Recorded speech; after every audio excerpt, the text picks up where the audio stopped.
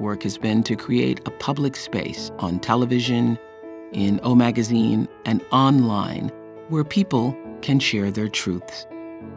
One of my favorite people is best-selling author Glennon Doyle Melton. Millions have found inspiration from her sharing what she calls the ugly, ugly truth about herself. Finding the courage to speak her real story unlocked a spiritual awakening for her. Glennon says, "Pain is a hot potato. Pain is a traveling professor, and it just goes and knocks on everyone's door. And the smartest people I know are the people who say, 'Come in and don't leave until you've taught me what I need to know.'"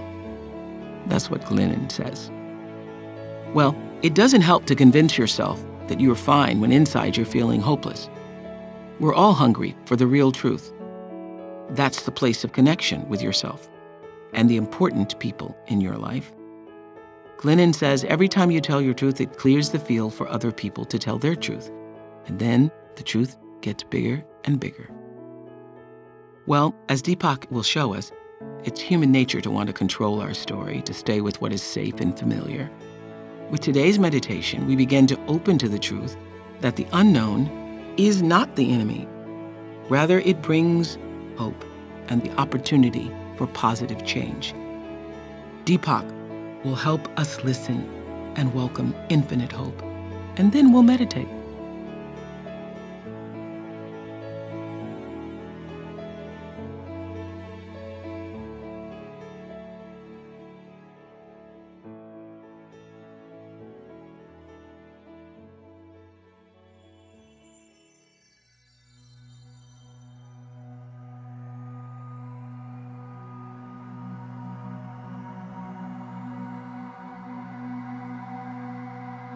Everyone knows the story of an innovator who was told his discovery was unrealistic.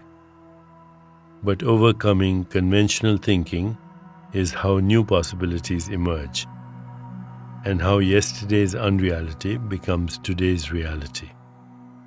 Therefore, a better definition of reality would be the field of infinite possibilities. Where there are infinite possibilities, there is also infinite hope.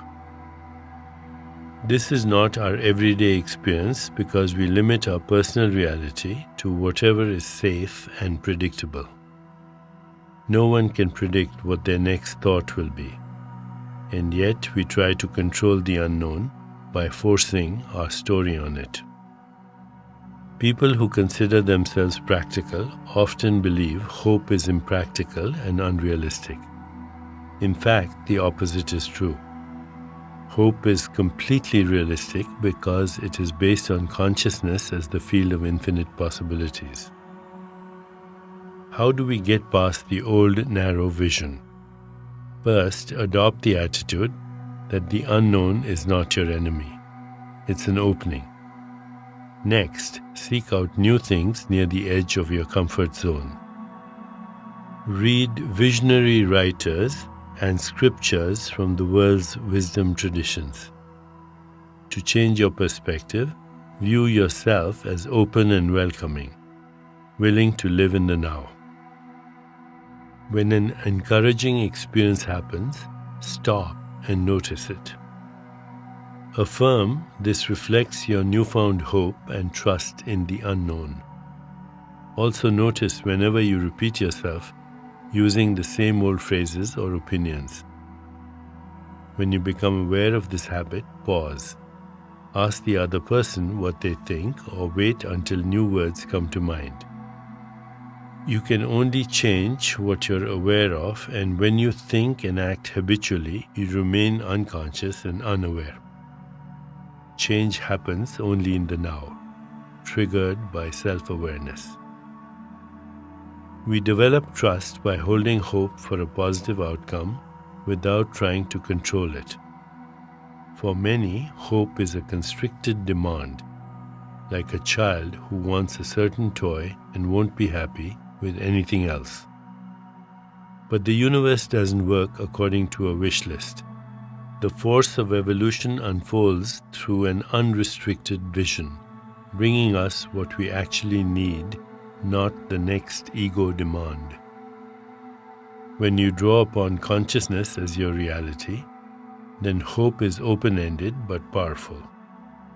Trust you will be guided to the best outcome without expecting to know what that outcome will be or how to get there. The path to fulfillment is unpredictable by its very nature, but this doesn't make it untrustworthy. It makes it interesting and beautiful. As we prepare to meditate together, let's take a moment to consider our centering thought. I have every hope in the world. I have every hope in the world. Now let's prepare for our meditation. Make yourself comfortable and close your eyes. Begin to be aware of your breath and just breathe, slowly and deeply. With each breath, allow yourself to become more deeply relaxed. Now, gently introduce the mantra, Aham Brahmasmi. Aham Brahmasmi. This mantra means, my individuality encompasses the totality of life.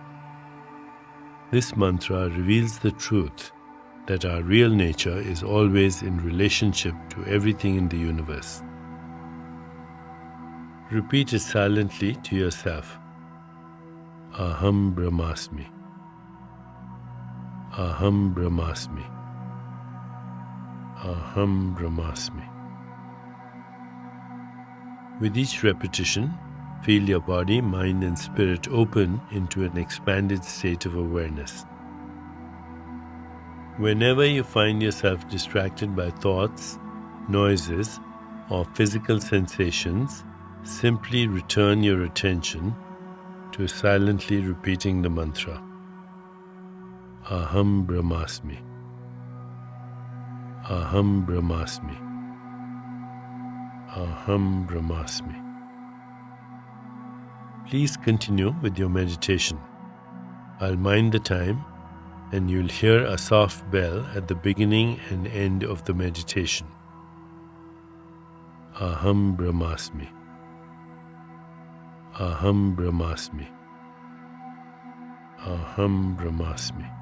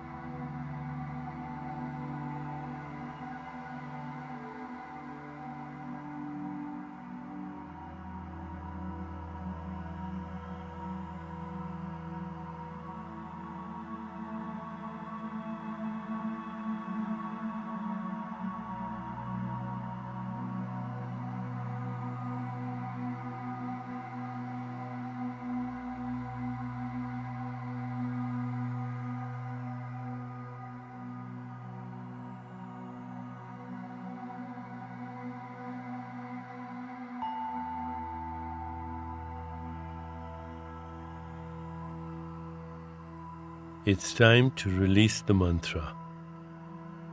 Continue to sit restfully, inhaling and exhaling slowly.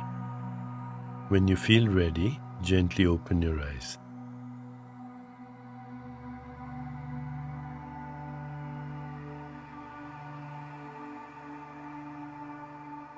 As you continue with your day, contemplate this centering thought. I have every hope in the world. I have every hope in the world. Namaste.